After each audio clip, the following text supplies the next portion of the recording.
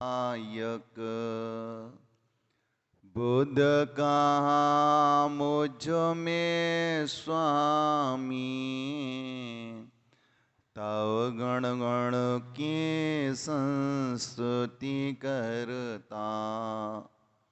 पूर्ण बनो तुम सानामी, गिरि से गिरती सरिता पहले, पतली सी ही बहती है, किंतु अंत में रूप बदल कर सागर में जा मिलती है। सारे सागर चार है, मम गुरु मधुर अपार, नमो विद्यासागर गहु, भव सागर कर पार। जय बोलो देवाधिदेव किज्जर मूल नायक पाशनाथ भगवान की, वर्तमान शासन नायक महावीर भगवान की, संत श्रोमणी गुरुवर आचार्य श्री जी विद्यासागर जी मुनि महाराज की जय। उत्तम मार्दव धर्म की जय। ढाई दीप स्थित 3 कम 9 करोड़ मुनिराजों की जय। बोलिए वात्सल मूर्ति परम पूज्य स्वामी विशद सागर जी महाराज की, क्षुल्लक वैराग सागर जी महाराज की। परमात्मा महावीर के चरणों में गौतम स्वामी ने एक प्रश्न पूछा, प्रभु धर्म क्या है? महावीर ने कहा, आत्म स्वभाव में रमण करने का नाम धर्म है। पुनः प्रति प्रश्न किया गौतम गणधर परमेष्ठी ने, वहां तक कैसे पहुंचा जाए? तब महावीर ने कहा, ये मुनि श्रेष्ठ, धर्म प्राप्ति के 4 द्वार हैं, क्षमा, मृदता, ऋजुता, सुचिता। इनमें से गुजर कर ही इंसान सत्य के प्रसाद में प्रतिष्ठित हो सकता है, संयम का प्रकाश पा सकता है, तपाग्नि में त्याग की आहुति देकर आकिंचन भाव को प्राप्त करके ब्रह्म स्वरूप आत्मा में रमण कर सकता है। जैसे कोई द्वार में प्रवेश किए बिना प्रसाद तक नहीं पहुंच सकता, वैसे ही मृदु बने बिना कोई भी व्यक्ति धार्मिक नहीं कहला सकता। गौतम स्वामी ने महावीर भगवान के चरणों में अंतिम जिज्ञासा प्रस्तुत की, प्रभु मृदता क्या है और उससे क्या लाभ है? नवनीत से हृदय वाले महावीर ने कहा, कठोरता का पूर्ण विसर्जन, क्रूरता का विराम का नाम मृदता है। कठोरता, बाहर कठोरता नहीं, अंतरंग प्रणति में विचारों की कठोरता, मानसिक कठोरता का पूर्णता विसर्जन का नाम मृदता है। क्रूरता का अभाव, दुष्टता का अभाव का नाम मृदता है। आचार्य भगवंत कहते हैं, मृदुर भाव मार्दवम, मृदता का भाव मार्दव। मृदता सबसे मृदु धर्म है, मृदता सबसे मृदु धर्म है। आप सबने उस मकड़ी के जाले को देखा कि नहीं देखा? हाँ महाराज, मकड़ी के जाले को देखा। मकड़ी का जाला बहुत मृदु होता है, बहुत सॉफ्ट होता है, बहुत कोमल होता है। हल्का सा भी हाथ का स्पर्श होता है तो तंतु टूट जाता है, वो मकड़ी का जाल टूट जाता है। लेकिन मकड़ी के जाल से भी ज्यादा मृदु ये आंख हुआ करती है। काश वो मकड़ी का जाला ये आंख में चला जाए तो आंख से पानी आ जाता है। मार्दव धर्म की आत्मा इससे भी मृदु हुआ करती है। इसलिए आचार्य भगवंत कहते हैं मानसिक कोमलता का नाम उत्तम मार्दव धर्म। लोग कहते हैं महाराज अहंकार क्या कहलाता है, मार्दव धर्म की परिभाषा क्या है। तो सबसे पहले तो अहंकार की परिभाषा समझे। अहंकार क्या कहलाता है। अहम करोति इति अहंकारा, मैं करता हूं ये जो भाव है ना वही अहंकार। मैं जो करता हूं यह जो भाव है वही अहंकार कहलाता है। अथवा मैं कुछ हूं ये जो भाव उत्पन्न होता है मन में आत्मा में वह अहंकार है। तो मानसिक कोमलता का नाम उत्तम मार्दव धर्म है। हृदय की कोमलता, विचारों की कोमलता, वाणी की कोमलता और काय की कोमलता का नाम उत्तम मार्दव धर्म। काय की कोमलता तो बन जाती है, वाणी की कोमलता भी पर को छलने के लिए, धोखा देने के लिए लोग मृदु भाषी हो जाते हैं, लेकिन वो मार्दव धर्म की कोटि में नहीं आता। मार्दव धर्म मानसिक कोमलता का नाम उत्तम मार्दव धर्म है। युद्ध अंतिम चरम सीमा पर था। कौरव और पांडवों का युद्ध अंतिम पड़ाव पर था। भीष्म पितामह बाणों की सैया पर लेटे हुए थे। धर्मराज युधिष्ठिर जानते थे पिता उच्च कोटि के विद्वान हैं और उनके जीवन में बहुत से ऐसे खट्टे और मीठे अनुभव हैं जिसके कारण पिता का जीवन, पितामह का जीवन आदर्शमय जीवन था। जिस समय भीष्म पितामह बाणों की सैया पर लेटे लेटे सूर्य को दक्षिणायन से उत्तरायण होने की प्रतीक्षारत थी, धर्मराज युधिष्ठिर ने अपने भाइयों से कहा चलो पितामह के पास चल के उच्च जीवन जीने के लिए कोई सूत्र पितामह से ले आए। धर्मराज युधिष्ठिर की नेतृत्व में भीम, अर्जुन, नकुल और सहदेव पांचों भाई और पांडवों के पितामह के चरणों में पहुंचे और पितामह को नमस्कार करने के बाद कहा पितामह जीवन की विदा की अंतिम बेला में हम आपके पास एक अपेक्षा लेके आए हैं। हम अपने जीवन को कैसे अच्छे ढंग से जिए, इसके लिए आप हमारे जीवन के लिए मुझे कोई सूत्र प्रदान करें। पितामह भीष्म ने जब धर्मराज युधिष्ठिर के मुख से उच्च जीवन जीने के लिए, आदर्शमय जीवन जीने के लिए सूत्र मांगा, तब पितामह ने उसे एक उदाहरण के माध्यम से, रूपक के माध्यम से धर्मराज युधिष्ठिर को अच्छा उच्च सात्विक जीवन का सूत्र दिया। उन्होंने कहा हे धर्मराज युधिष्ठिर, नदी जब समुद्र तक पहुंचती है तो वो नदी अपने जल के प्रभाव के साथ बड़े बड़े गगनचुंबी वृक्षों को बहा कर ले जाती है। एक दिन सागर ने सरिता से प्रश्न किया, बहन तेरे जल का प्रभाव इतना भारी रहता है, तेरे जल का प्रभाव इतना शक्तिशाली रहता है कि तू बड़े बड़े कठोर कठोर गगनचुंबी वृक्षों को एक पल में कहां से कहां ले आती है। किंतु क्या कारण है, तेरा जल का प्रभाव आज तक मृदु और कोमल बेलों को और दूब को लेकर मेरे पास नहीं आया।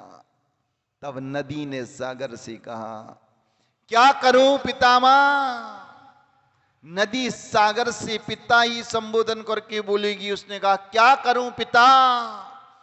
जब जब मेरा प्रवाह आता है तब तक मृदु लताएं और कोमल घास मेरे प्रवाह को देखकर मेरे चरणों में शरणागत हो जाती हैं, और ये वृक्ष अपनी कठोरता के कारण, अकड़ के कारण झुकती नहीं है। इनकी अकड़, इनकी कठोरता ही मेरे जल प्रभाव की चपेट में आता है, और मैं अपने जल प्रवाह के साथ कठोर वृक्षों को, तो बड़े वृक्ष कठोर वृक्षों को ले आती हूं, लेकिन मृदु और कोमल घास को नहीं ले आती, लेकर आ पाती। इस छोटे से दृष्टांत से हमें यह सीखना चाहिए, विनम्र रहना चाहिए, तभी व्यक्ति का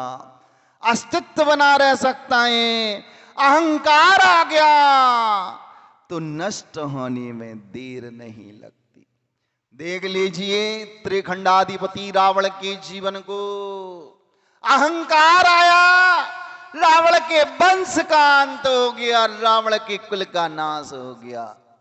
रावण जैसा ज्ञानी, रावण जैसा विद्वान, रावण जैसा शक्तिशाली, रावण जैसा वैभव संपन्न, और रावण जैसे पुत्र प्रपुत्र कुल किस मानव के पास होंगे, जिसकी सोने की लंका, अनेक विद्याएं, जिसके चरणों में दासी बनकर खड़ी रहती हैं, एक क्षण में जिसने बहुरूपणी विद्या को सिद्ध कर लिया था, ऐसा ज्ञानी रावण के मन में जब अहंकार का भाव आ गया तो रावण का व्यक्तित्व नष्ट होने में समय नहीं लगा। क्या अभिमान आया जब श्री राम ने संदेश भेजा था रावण के पास।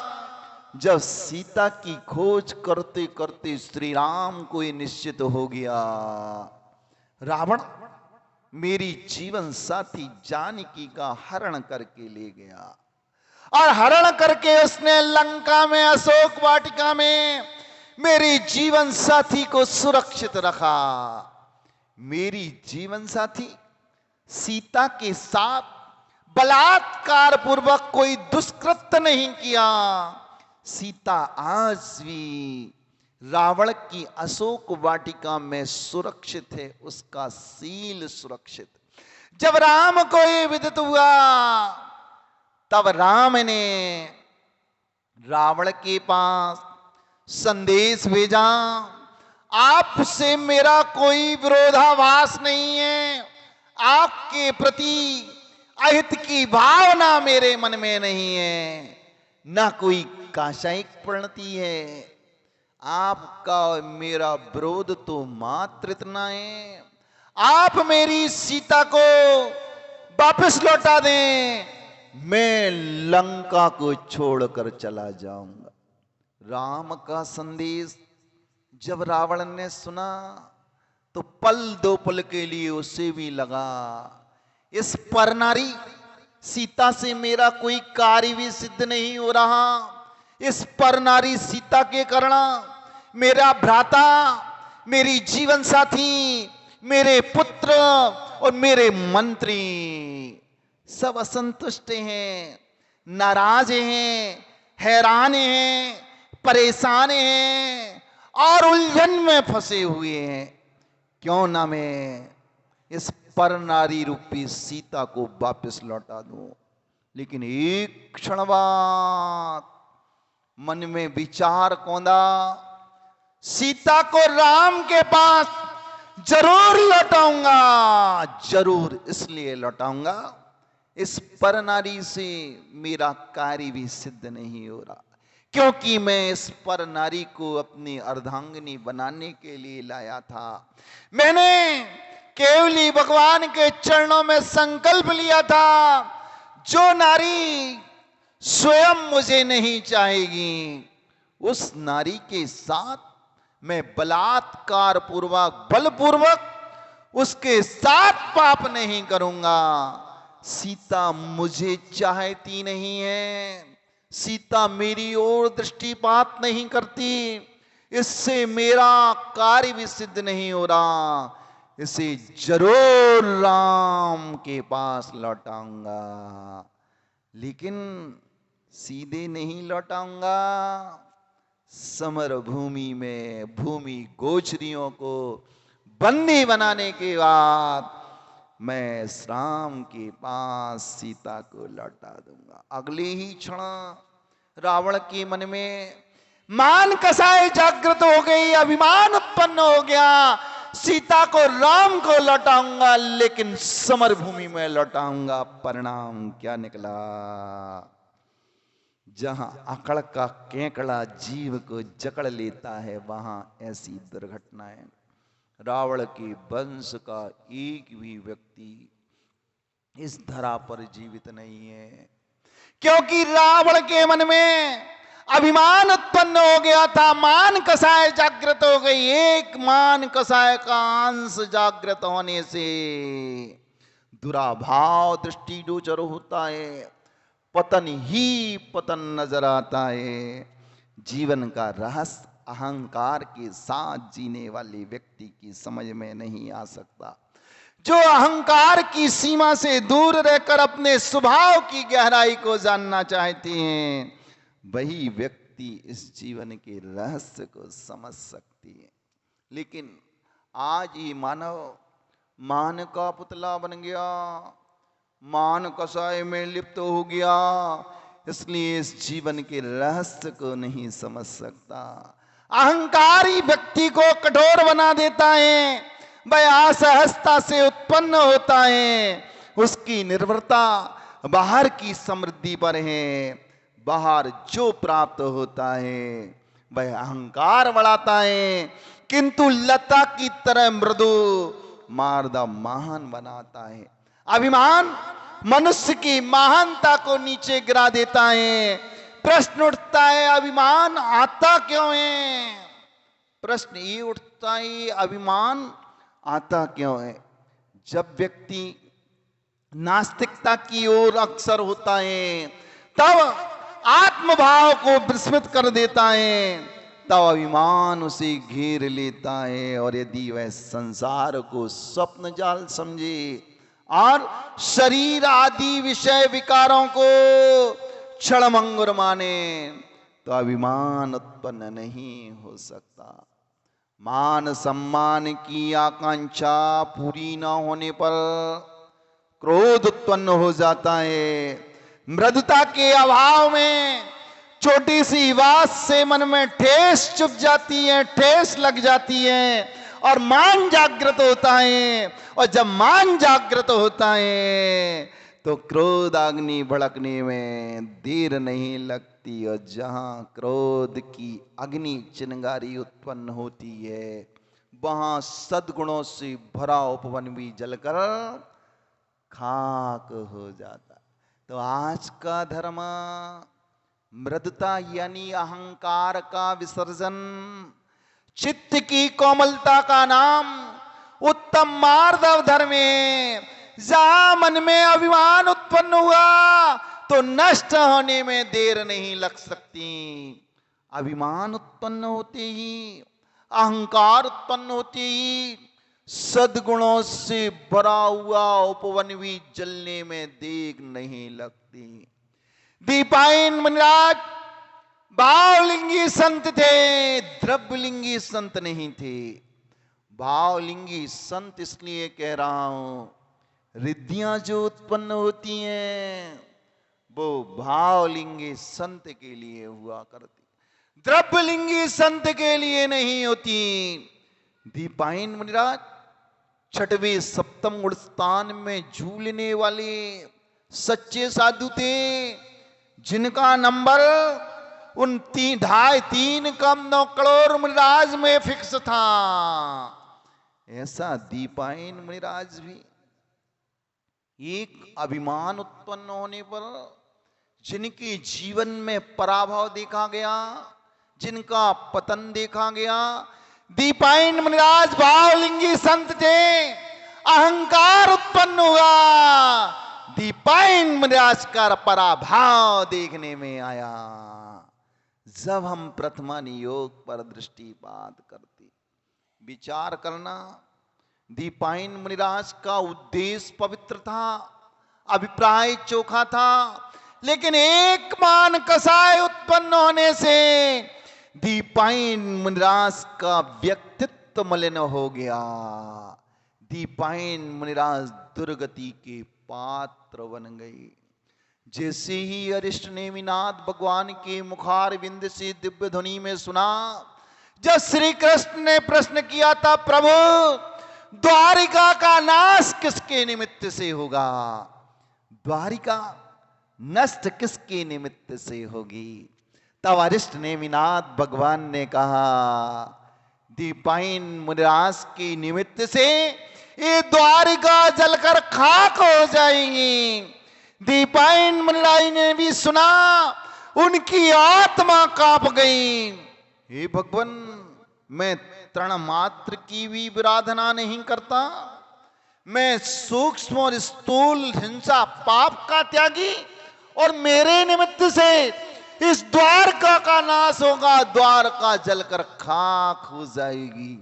कितने संगी पंचेंद्री, कितने असंगी पंचेंद्री, कितने एक इंद्री, दो इंद्री, चतुरिंद्री, अनंत जीव की हिंसा में मैं निमित्त कारण बनूंगा। मैं तृण मात्र की भी विराधना नहीं करता, ऐसा सोच कर दीपायन मुनिराज उस द्वारिका नगरी को छोड़कर कोसों दूर चले गए। और दिव्य ध्वनि में अरिष्ट नेमिनाथ भगवान के मुख से भी निकला था, 12 वर्ष के अंतराल के अंदर ये द्वारिका जलकर खाक हो जाएगी। ऐसा सोचकर वो भावलिंगी संत, वो साधु परमेष्ठी जो तृण हरित पर भी पैर नहीं रखता, एक इंद्रिय वनस्पति कायिक जीवों की रक्षा में अहर्निश संलग्न रहने वाला साधु, उस द्वारिका को छोड़कर 12 वर्ष के लिए द्वारिका से बाहर चला गया। 12 वर्षावास व्यतीत हो गए, 12 शीतकाल व्यतीत हो गए, और 12 ग्रीष्म काल व्यतीत हो गए। और अरिष्ट नेमिनाथ भगवान ने ये भी कहा था, द्वारिका जलकर खाक तो दीपायन मुनिराज के निमित्त से होगी, और निमित्त कारण बनेगा द्वारिकावासी।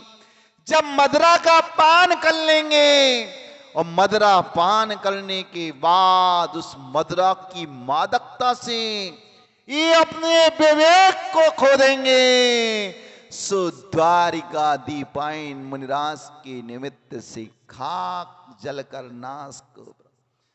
मुनिराज हिंसा में लिप्त नहीं, अहिंसा के उपासक हुआ करते हैं। अहिंसा उनका धर्म हुआ करता है, क्योंकि धर्मात्मा व्यक्ति वो होता है जिसके हृदय में दया का वास हुआ करता है।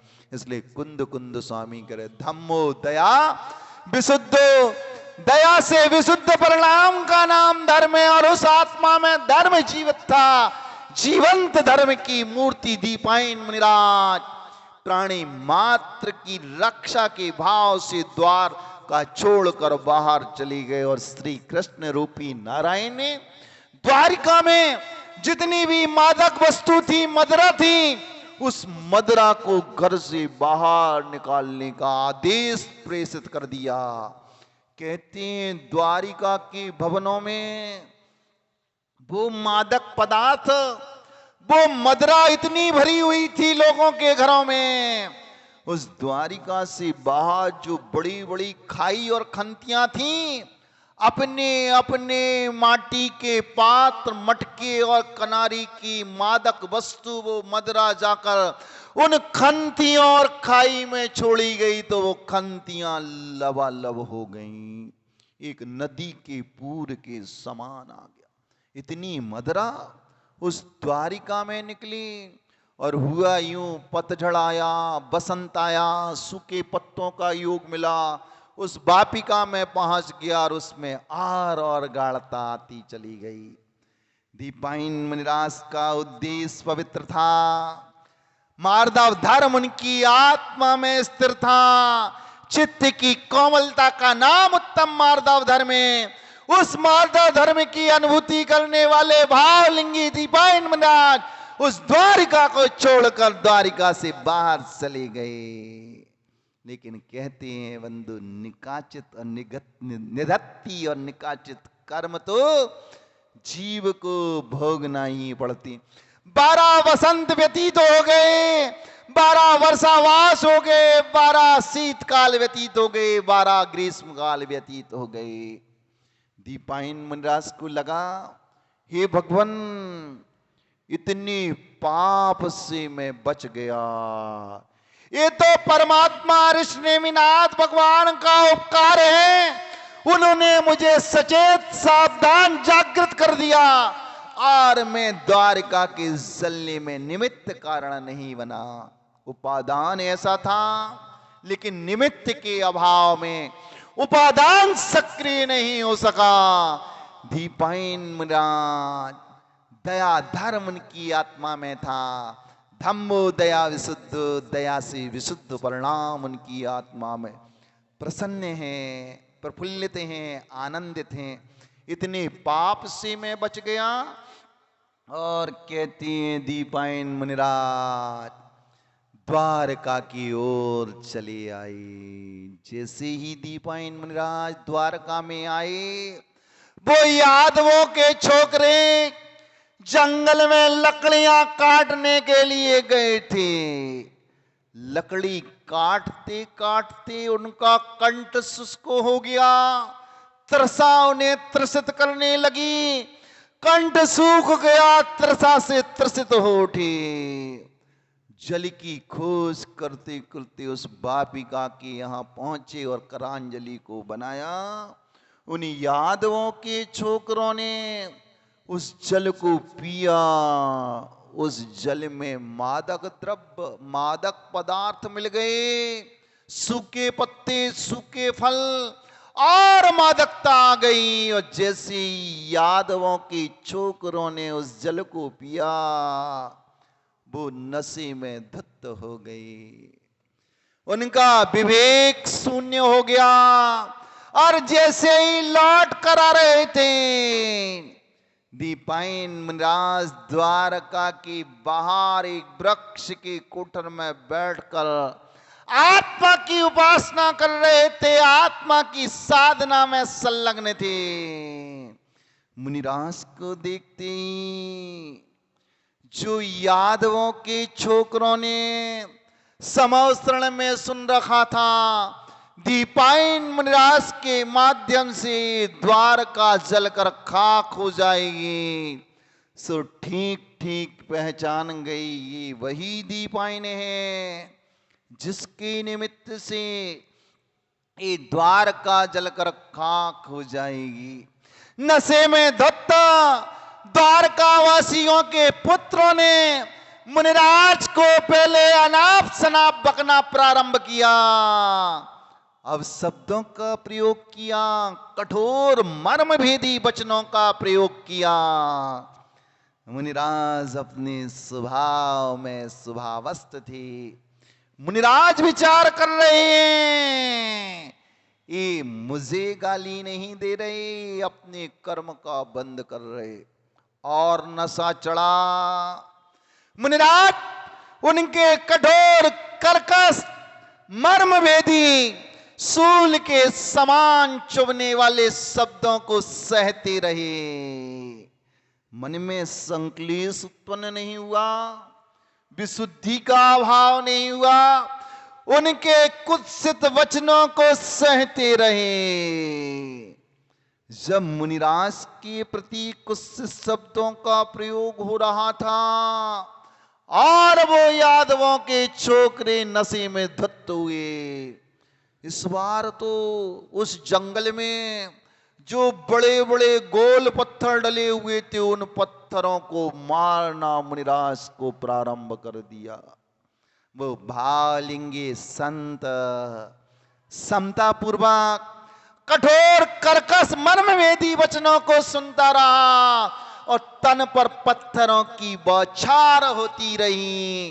गाली गलौज की बौछार, पत्थर कंकड़ की बौछार, लकड़ी के नुकीली लकड़ियों की बौछार सहन करती रही, करती चली गई।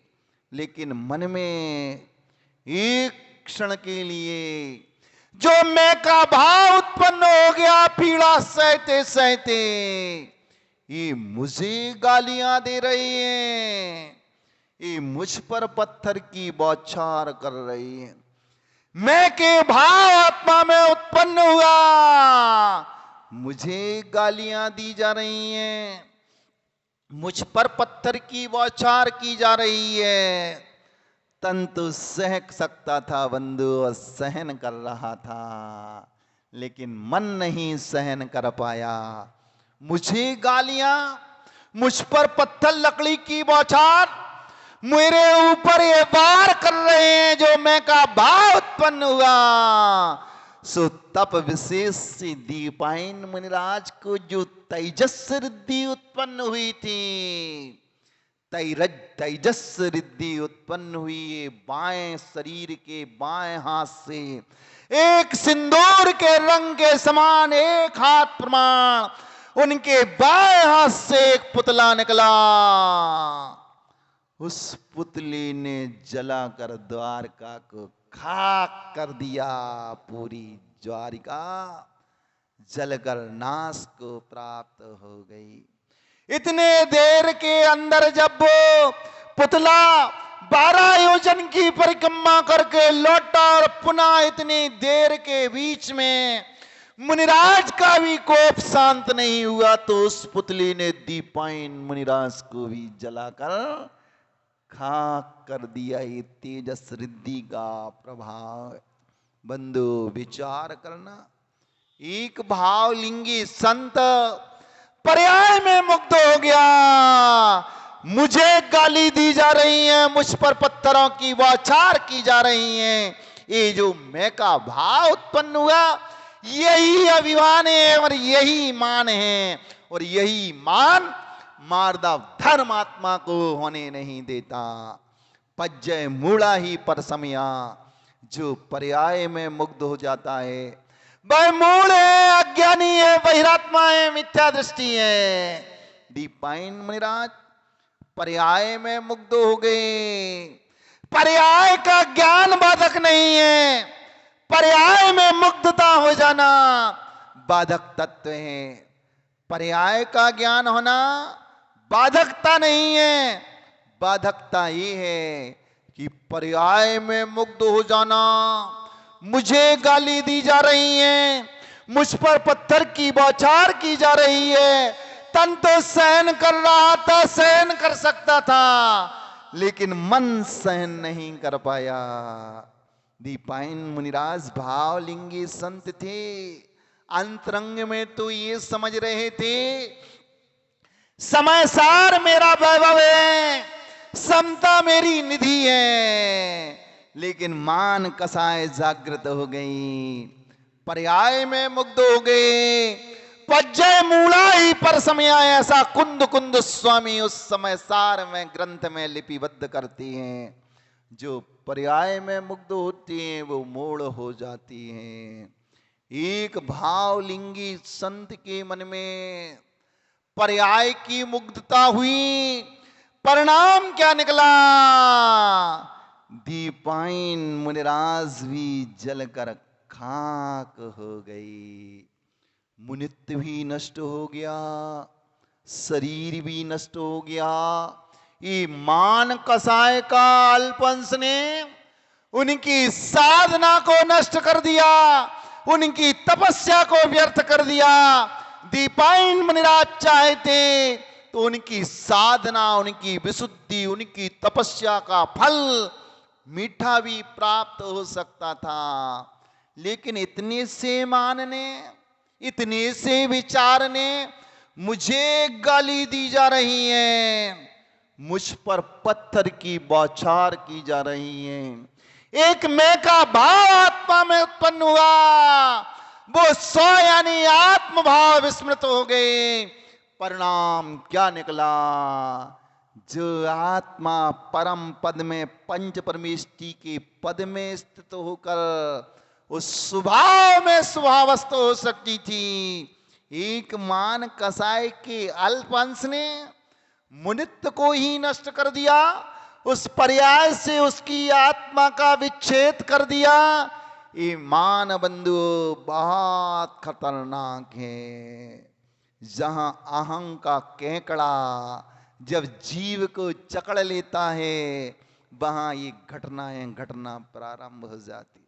तो आज का दिन मान करने का दिन नहीं है, मान की विसर्जन की कला सिखाने का दिन है। ये इंसान, ये मानव, ये जीवात्मा अनंत काल से इस बनमैन छोकरी के कारण, इस अभिमान के कारण संसार के दुखों को भोगता है। लेकिन ये 10 लक्षण धर्म हमारे जीवन में दस्तक देने के लिए आए हैं कि तू धर्म धारण करना चाहता है, धर्म की आराधना, धर्म की उपासना करना चाहता है, तो अपनी मैं का विसर्जन कर देना, वरना पतन होने में देर नहीं लगेगी। अभिमानी का पतन देखा जाता है और विनम्र व्यक्ति के जीवन में सम्मान ही सम्मान, यश ही यश, सुखी सुख का लाभ होता है। जब एक भावलिंगी संत पर्याय में मुक्त होने के कारण उसका पराभाव देखा गया, उसका पतन देखा गया, तो जीवन में एक दिन में कई बार, कितनी बार हमारा मान सातवें आसमान को स्पर्श करता है।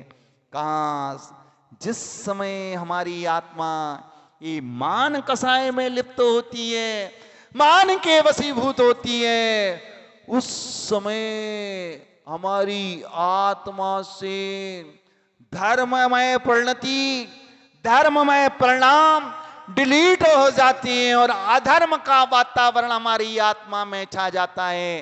अधर्म का वातावरण सुख का कारण नहीं है, दुख का कारण है।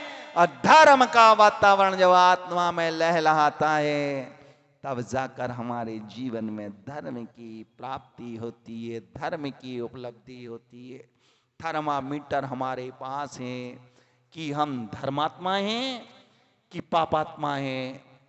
रिजल्ट निकलेगा, धर्मात्मा तो स्वप्न जाल जैसा है और पापात्मा का परिणाम परिणति आत्मा में अनंत काल से प्रभावित होती चली आ रही है। उसका प्रभाव अविरल धारा आज तक समाप्त नहीं हुई।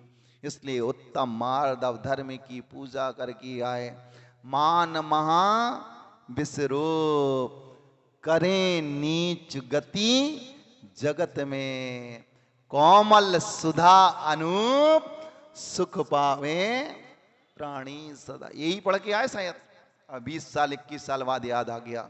यानी मान महाविश्वरूप, करे नीच गति जगत में। ये पूजाकार ने सही लिखा। एक मान कसाय के अल्प अंश ने दीपायन मुनिराज को नरक अग्नि का एक देवों में देव दुर्गति में उत्पन्न करा दिया, नीचता का बोध करा दिया, नीचता का पात्र बना दिया। दीपायन मुनिराज भावलिंगी संत भी नरक चला गया, नरक दशा को प्राप्त हो गया। मान महाविश्वरूप, करें नीच गति जगत में, कोमल सुधा अनूप, सुख पावे प्राणी सदा। तो आज का धर्म हमें दस्तक देने के लिए आया है। अपने अभिमान, अपने मैं, जिस दिन हमारे जीवन में मैं डिलीट हो जाएगा, उस दिन फिर 10 लक्षण धर्म की पूजा करने की कोई आवश्यकता।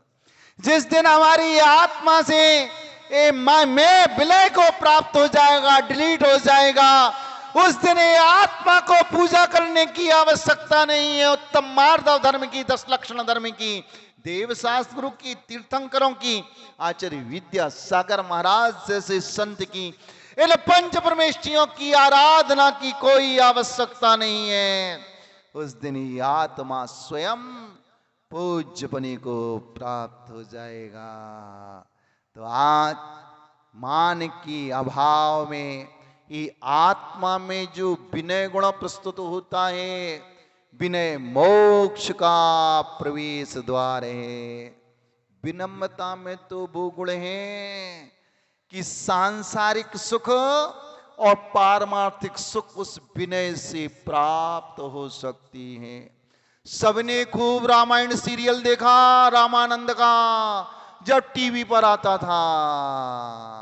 लेकिन उस सीरियल में एंजॉय की दृष्टि से देखा, जीवन के सुधार की दृष्टि से देखा होता तो एक घटना, एक दृश्य श्रावण में आया था रामायण में, जब श्री राम लंका पर विजय प्राप्त करके अयोध्या लौटे।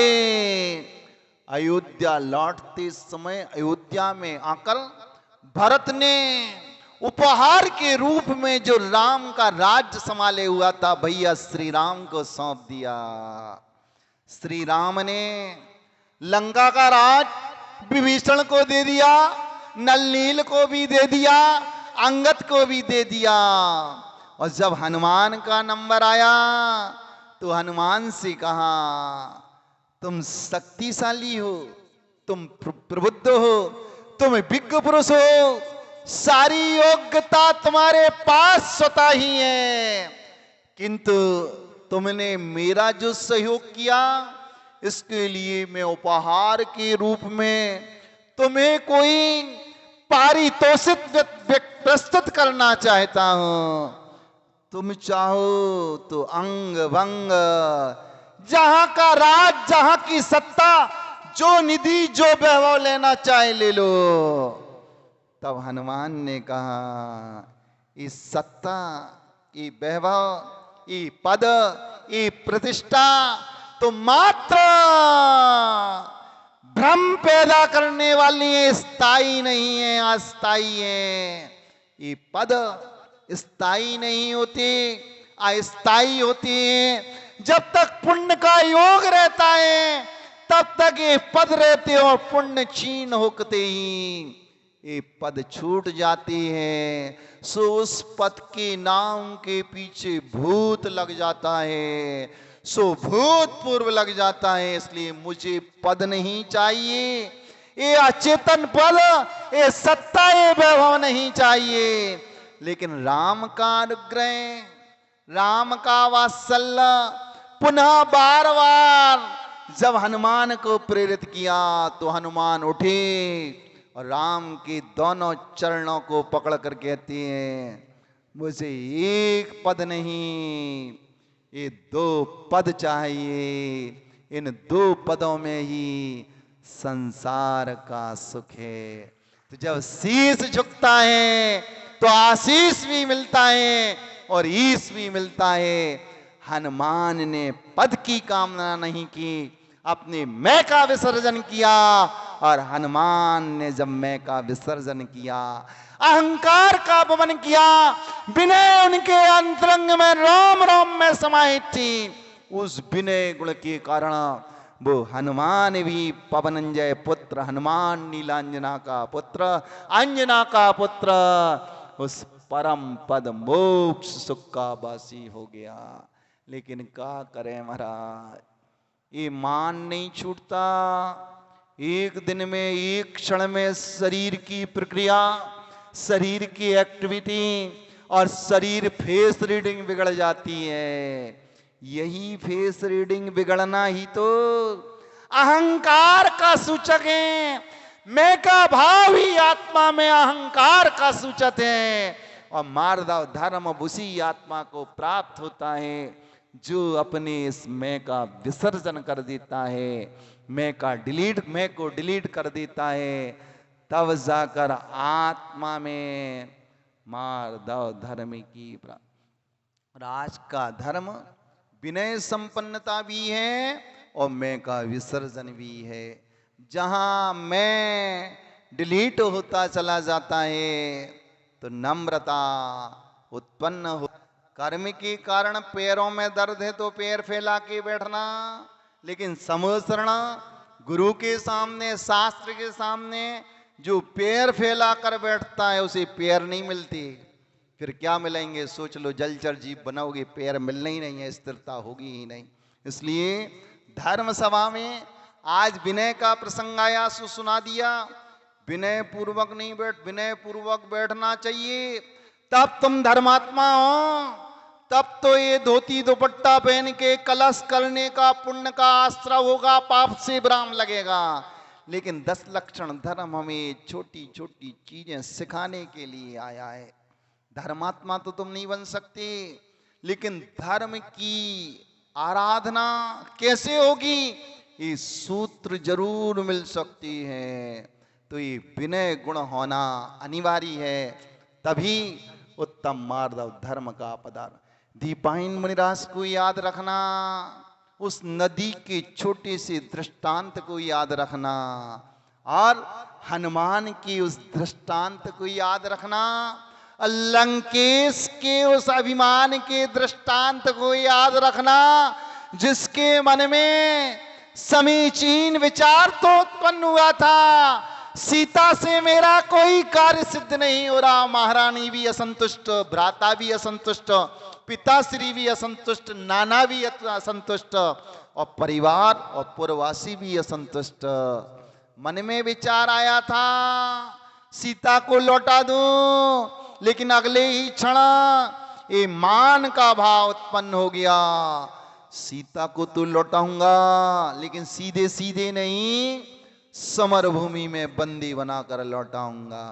ये अभिमान ने उस रावण का नाश कर दिया। रावण का नाश तो हुआ सो हुआ, रावण के कुल में भी कोई ऐसा व्यक्तित्व नहीं बचा जो संधि काल में एक दिया बाती जला सके। इसलिए किसी ने कहा, मान करनते मर गए, रहा न जिनका वंश, तीनों मानी देख लो, रावण, कौरव, कंस। जब ऐसे शक्तिशाली, ऐसे सामर्थ्यवान, ऐसे वैभववान, ऐसे भोग्य विज्ञ पुरुष जो कालांतर में तीर्थंकर बनेंगे, वो सलाका पुरुष जीव भी ये मान के कारण पतन का कारण बन गया, नरक की दुखों को भोग रहा है। फिर हमारे पास ये तुच्छ वैभव, तुच्छ रूप, तुच्छ संपत्ति, फिर भी मानव अकड़ता है, अभिमान करता है, मान का पुतला बनता है। ये बात बात में मान कसाए, फेस रीडिंग बिगड़ना, टोन बिगड़ना। टोन कब बिगड़ती है? जब अंतरंग में मान पनपने लगता है तो बाह्य में व्यक्ति की टोन भी दूषित हो जाती है।